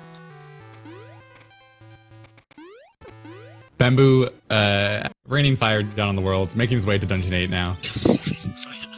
Gonna have to do a couple of quirky little jumps here to get into Dungeon 8. But then we will see a really fun jump. He used to see too late. takes a unfortunate spill right there, but still doing fine. Gets the second jump as well. It's so hard. So we don't. But yeah, he makes it with ease first try. As he's gonna make his way into Sabrosia for the final time. And then he's gonna enter into a angry volcano. Which again, I'm not making up. See? It's an angry volcano. It is. Grabbing the key here to the right. Yeah, grabbing the key. He's gonna grab 2 keys, one here and then one killing some Zols and the beetle. And then he's going to screen pit and skipping like half the dungeon, like 5 minutes of the dungeon. Yeah. Easy trick, right? So first try. So there is a trick in the game called HSS skip. It is a double frame perfect bomb boosted jump. The game runs at 60 FPS.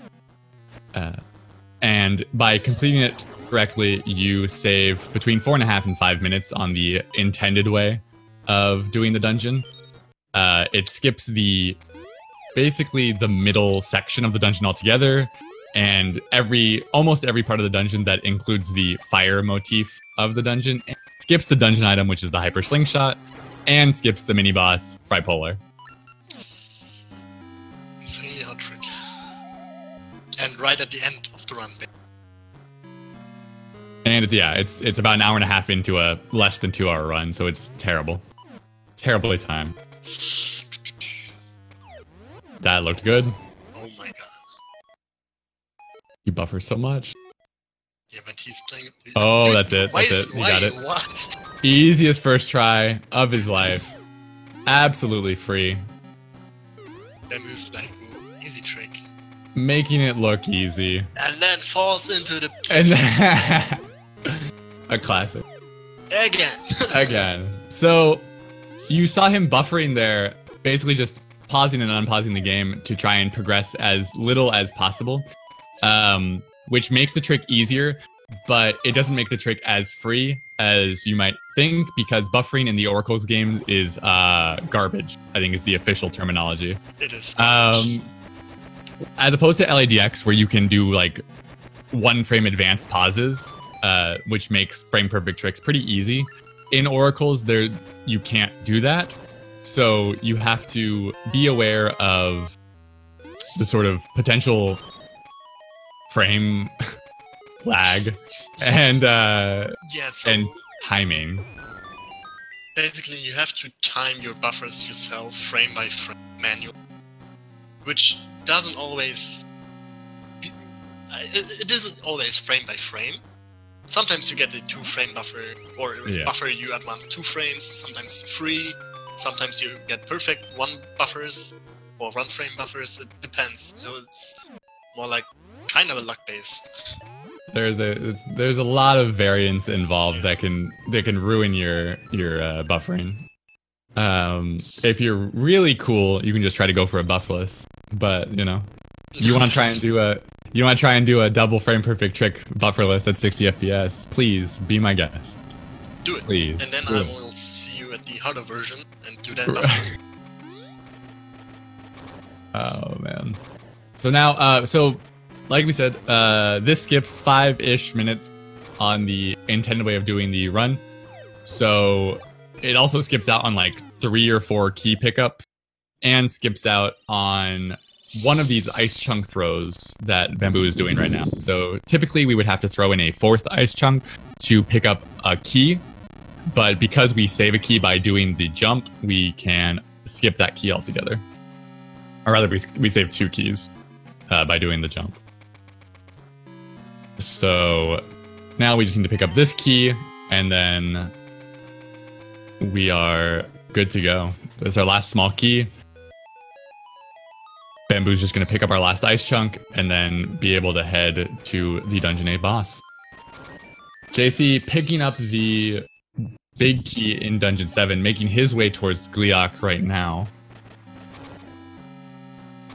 This is still a really decent run for JC. Even though he's behind Bamboo right now. Definitely. I mean, if he's able to get an early HSS skip first couple of tries, he will almost certainly PB.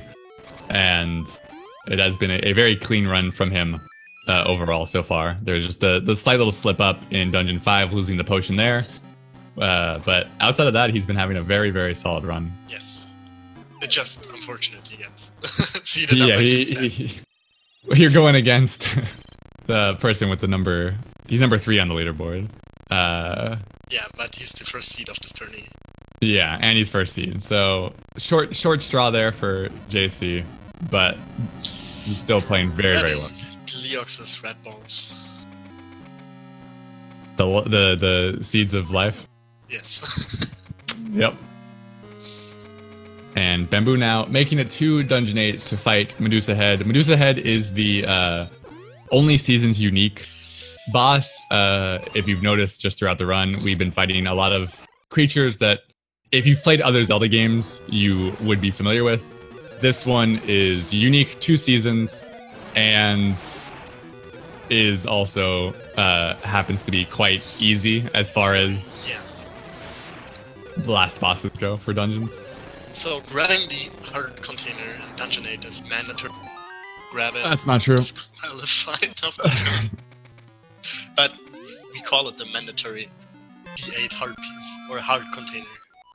It's just a meme in the community. Lots of people skip it, lots of people grab it, and There's a so every heart container that you do pick up is 2 to 3 seconds of time loss. JC also using the boomerang tech. Doing boomerang cancels, it looks like. That's interesting. Me? What the?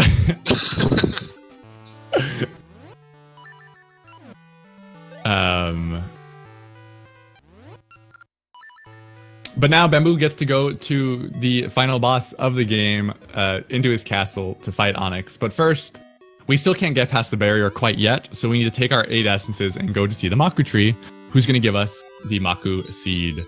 And this seed, he got swole. He swole up. It was a glow up. He went full husbando.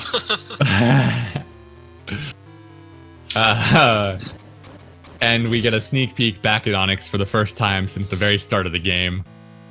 And now we can make our way into the castle as JC's destroying the land. Yeah, raining fire down the land.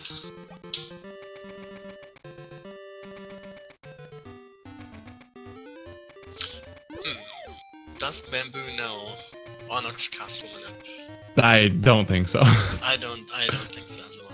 I don't think so. I'm expecting an unmanipped. I think the only new strat is the stun lock. I think that's the only part that he has brought into his runs.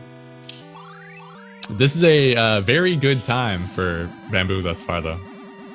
He's looking at a pretty low 44. 44, I think. Depending on how his Onyx fight goes, and I guess how these, if he has a bad facade here could throw a wrench in the plans. Facade, either you get the best possible RNG, or you just get waste like a minute. And then just cry as you... and then you just cry as you... I don't know, I believe he got first try, so he's fine on bombs. That's what I was... Yeah, he's fine on bombs. He should have 8 bombs, which is fine, even if he does get a very terrible facade. Luck, 8 bombs is enough to get by facade. Or no, he has 9. Oh, he got a bomb drop from the Pole's voice. Yeah. Okay. Ooh. Alright. I see you. Oh, missing... Oh, no. Missing the green there. Going to pick up the rupee for swag, I guess.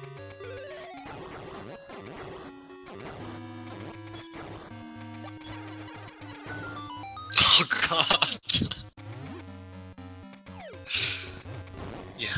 Bamboo is true. Of course, he has a 9 bomb. Facade. Oh no, getting holes. Okay, so we're looking at...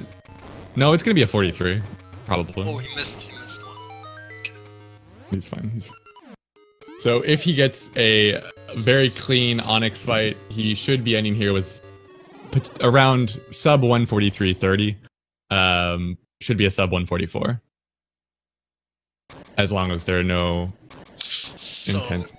The Onyx fight itself, it's 3 phases. First phase, he alone spinning his spike ball, either throwing it at you, jumping, these rocks will fall down, and you just spin attack him. Second phase, he still does the same attacks, but he has Din as a shield. You can use Din as a kind of damage boosting strat to get 2 spin slashes in one go. Yes, hard ring is fine. He's just gonna move around a little. Yeah, doing some moves. Okay, and the fight's over. Oh wait, no, it's not. Boom. This is where we get revealed that Onyx is actually a dragon. Bamboo, I think. Celebrating in the chat. Yeah. A little bit of a sneak peek into the future here. Oh. Wait.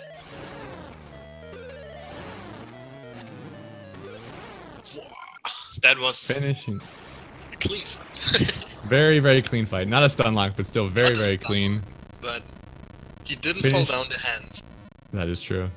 No fall. He also didn't get the swing attack at all. Or the hand slide. Very clean fight. Please don't save Din. Please don't.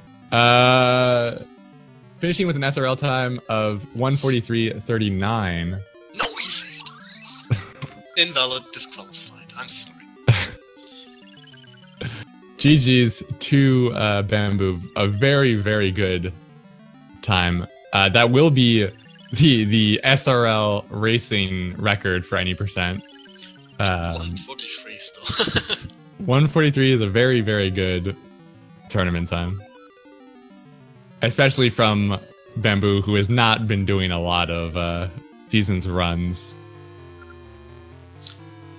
forget to throw the bomb. Wait, that works? Yeah. So Okay, I didn't there's know that. there is another setup for HSS skip that you just saw Stanner doing. Or not Stanner. Fuck. Oh, it does. Excuse me. JC doing here. Where you move Link back a little bit, like a full Link Let's see if- length. And instead of having to throw the bomb and jump, you instead jump on the same frame that the bomb explodes on. So it's still a double frame perfect trick, but it removes the bomb throw from the trick. And it also gives you a slightly different visual cue for the second part of HSS skip, because Link does a front flip. And you get the new visual cue of when Link is at the end of his front flip, you want to extend your cape on the first frame that Link comes out of the front flip animation. That's So- interesting. Some runners have found it a bit easier. It was discovered and posted only a couple of days ago, I think less than a week ago, by Vlack, as he was sort of finding his own setups for HSS skip. So it's an alternative. I know that a lot of the runners have adopted it and sort of taken to it as they find it a bit of an easier visual cue. JC still got a very good HSS skip. I believe he got Yeah. like 4th or 5th try. That's totally fine. That's good. Which is, yeah, like, it's a very, very good try. And he's looking to get a very solid time for Okay. himself as well. Let's see if we can get our race winner into front interview here. If Bamboo likes to do. Yeah. He says yeah, so how do we get him? He should have received a message from the bot. Okay. He should be able to check his Discord DMs. Okay, he says second. Join us pretty soon. There he is.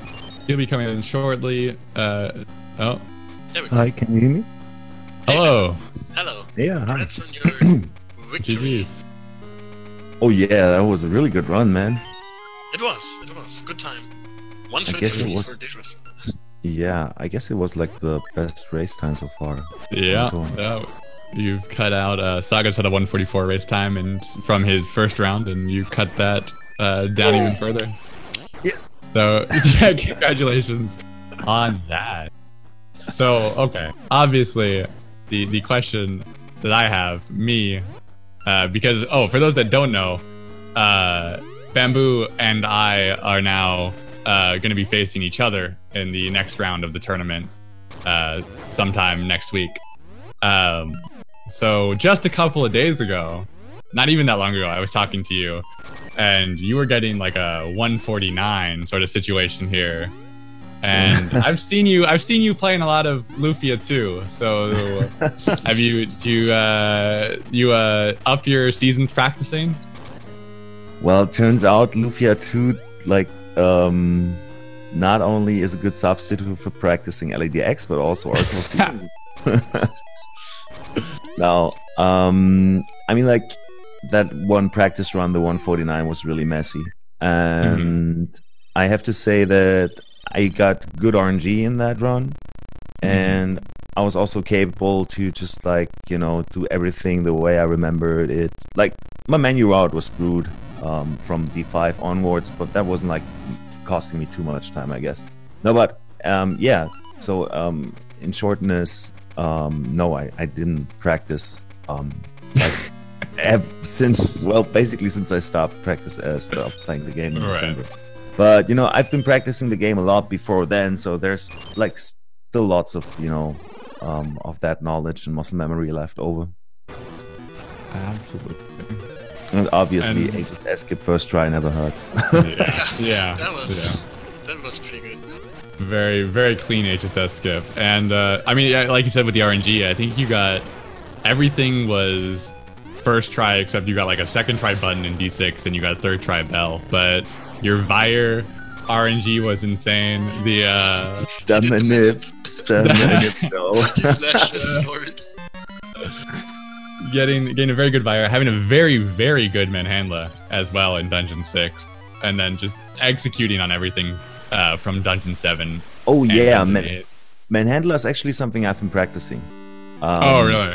Because I was always so pissed about Seamaster getting good Manhandlas, and I mean, like, that's also, of course, quite a bit, like, quite some luck there involved with a fight, obviously. But yeah, I've been practicing Manhandla, you know, just trying to look for strats where I get exactly 2 hits on every head, and then preferably hit them all at once, because, like, what's prolonging the fight every time is when there's only 1 head left, and he's, like, buzzing around in the room, and you can't just freaking get that last head done. So yeah, that's actually something I've been practicing, but not being able to replicate the way I wanted. But still had a good D6 time because, like you said, good Baron. Yeah, I mean, even if it wasn't exactly what you were looking for, it looked like that. I mean, that Manhandla was still very clean, nonetheless. There. Yeah, the last hit was quite lucky though. Like when he's just like lurking there in the bottom, and you can't even see whether the head is open, and that's usually where the fight is getting out of hand. Yeah. So I was lucky to get that.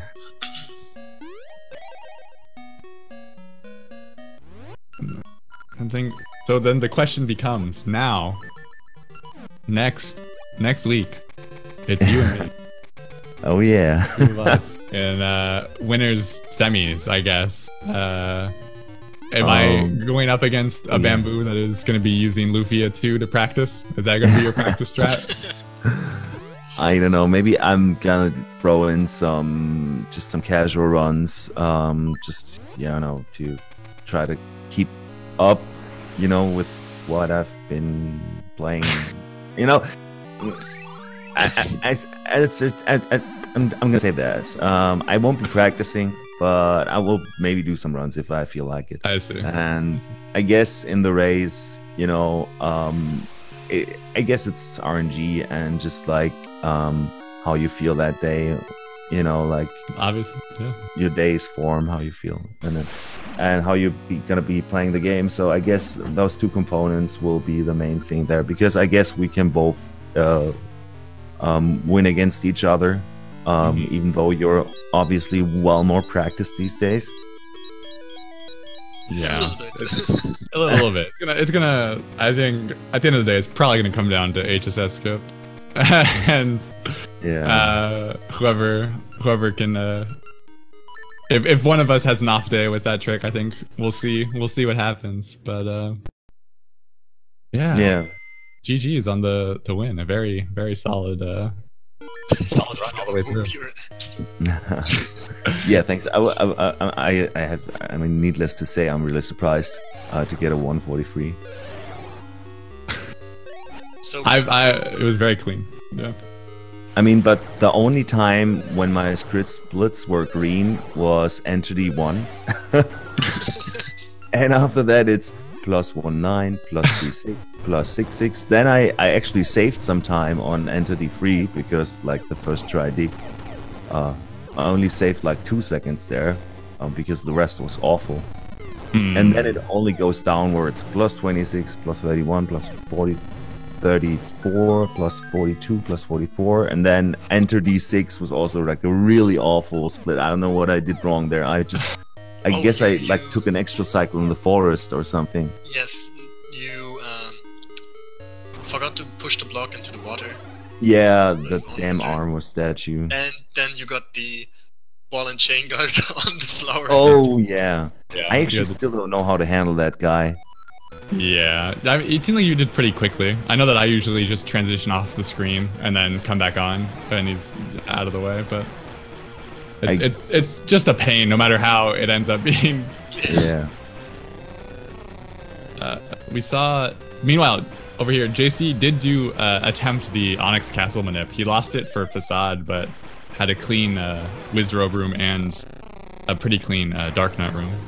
As he's now getting into the Dronix fight. I don't know if he does stun lock. Yeah, I really can't see it being worth it. Like, that hard reset just like costs 9 seconds or something. But whatever you feel comfortable with. Okay, no, so, he's going for it. Oh, come on. close, close, close. A little late on that hit right there. But you got the hand. That's good. Yeah. Were you saying something, Stanner? Before? I'm disappointed Bamboo saved in. And Oh, me too. JC. GG. So here's what's great. Congratulations to JC. And that is a just over 5-minute PB for JC as well. His old PB was a 159. It was either a 159.49 or a 159.59, I think, or 54 or something like that. So this is over 5 minutes for a PB. So, and I think most of that is coming from that D7. He got the first try post skip, which I know that he had struggled with, and he got a good HSS skip as well. So very, very clean, solid run from JC, improving a lot for his time. Just an unfortunate seeding for him to have to go up against Bamboo at this point. Gonna ask JC if he wants to join us. Yeah, but also talking about post skip, I don't know if you guys saw that or realized that. That was so freaking close. I already heard the warp sound. Yeah. You got the last frame skip, the last frame post skip. And we were both like, what happened? What's going on? Yeah, the first thing that you have to push there, I don't know, the roller, the first roller, I was like, you know, the rust and whatnot, I was pushing that way up too high, and so I lost time, but yeah. Luckily, you got like a bit of a leeway there. Yeah. Not much more leniency there than with an HSS skip. Yeah. See if JC wants to come in and have a little interview as well. Oh, he's answering. Yeah. He's joining us pretty shortly as well. So yeah. So overall, I'm curious. So do you think most of your time loss here was just for menuing, like unfamiliarity with the menuing route? Then I actually don't think it's that much, because like, I mean, there are a bunch of menus here. I have my menu route still printed out. It's like 1.5 sheets of like Excel how do you call it? Excel table. I guess it's like, I don't know, 120 or 130-ish. But yeah, but like the thing is just like it was small time losses like every now and then. Right. I don't know if you saw that, like just coming from dungeon 3 to dungeon 4, just moving there and randomly dropping into a pit and losing like 4 seconds. And it was like all these little things that just added up. I see. So we got JC now here with Hello. GG and congratulations. 5-minute PB. Oh yeah. So much for my strategy of relying on Bamboo's rust. Unfortunately, Bamboo got a clean run, but talk us through. How do you? I mean, from our side of the table or screen, it looked like the run overall was very clean for you. I don't think there were any super big. I don't know if you feel like there were any big errors in your run outside of like HSS skip, I guess, but that's HSS skip, so it's not really. It happens. Yeah. But how do you feel about your run? I enjoyed most of it. I winged most of the strats on when I need to have that powder ring equipped. Was this your first completed run with the power ring? Yeah, the only thing I practiced with it was the manipulation itself, and haven't done much practice as far as When to equip it? Yeah, I mean, I've got states on my EverDrive up to the end of Dungeon 3, and that's about it.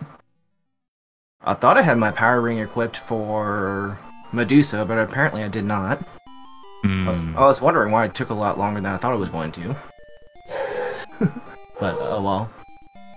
I almost wrecked myself in Dungeon 5 because I forgot to unequip the power ring. Yeah, I noticed you lost your potion falling into the pit there. I was like, wow, I don't remember these enemies hitting this hard. then I go to equip it, it's like, oh, that explains everything. Oh, and I remember Bamboo like almost dying to Mothula. Almost what?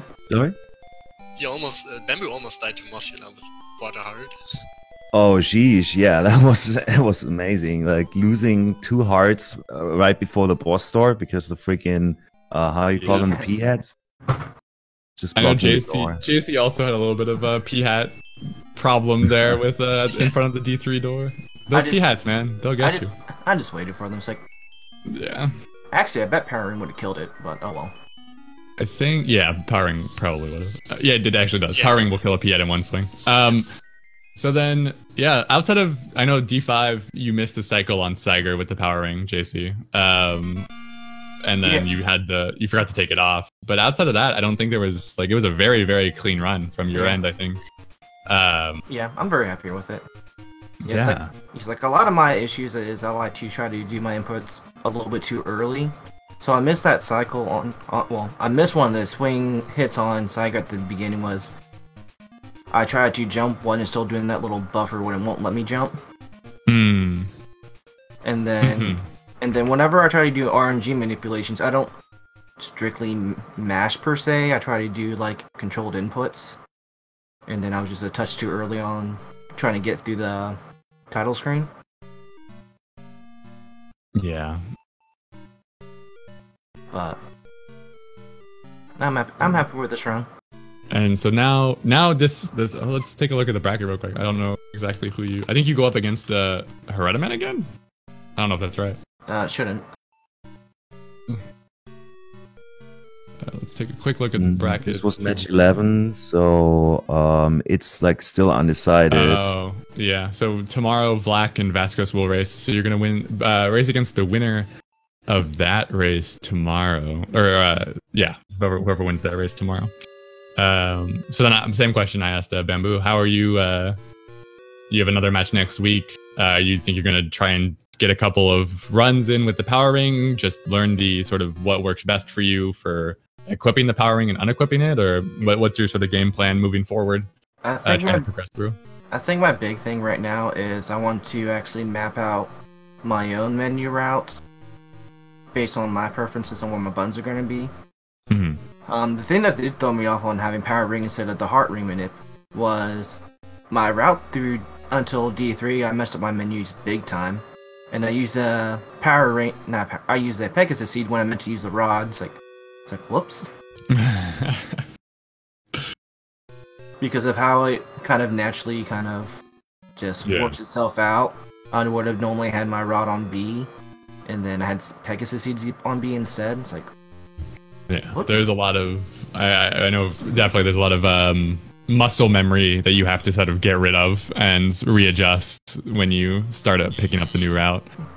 So that's good. That makes sense. Yes, like a lot of it is a lot of my time lost right now is I think comes from outside of the major tricks, just menuing in general. And probably some, and some text matching as well. It's like especially when I have C's or some other item I don't want to that's limited capacity. I take it so slow in the text just to make sure I don't use my item, or I use the opposite button, so I'm gonna use the one button mashing rather than both, just to make sure I don't use my resources. Yeah, no, it's definitely a dangerous game to play with the text smashing.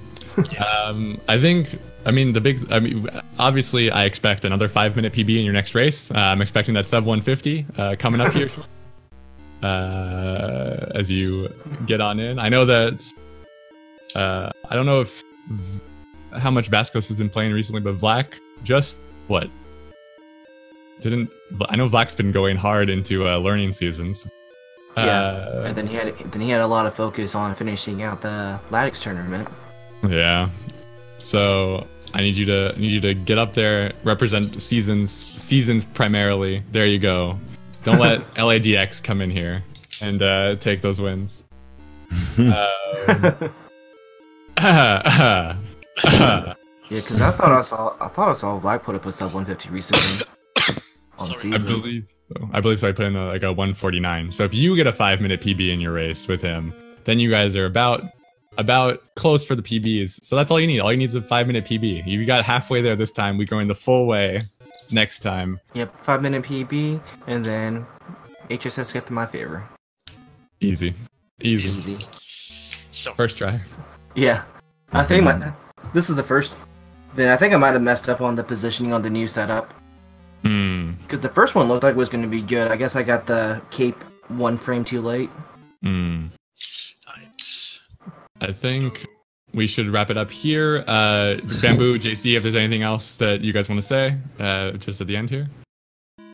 Nope. Yeah, great race, and thanks for the race, JC. It was a lot of fun. It was a lot of fun.